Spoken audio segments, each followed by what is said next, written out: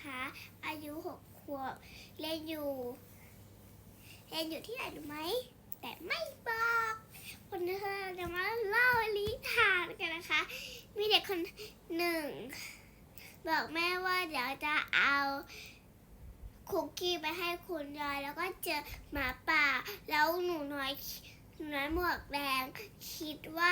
เป็นคนที่จะช่วยแต่พอไปดูแล้วไม่ใช่คนเขาก็เลยหนีไปเลยแต่หมาป่าก็บอกว่าเดี๋ยวฉันจะไม่รังแต่ฉันจะไม่กัดเธอแต่มาเผา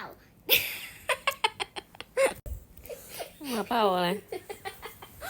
หมาเผา แล้วเผา แล้วแม่กดหยุดไลฟ์เร็วนะคะ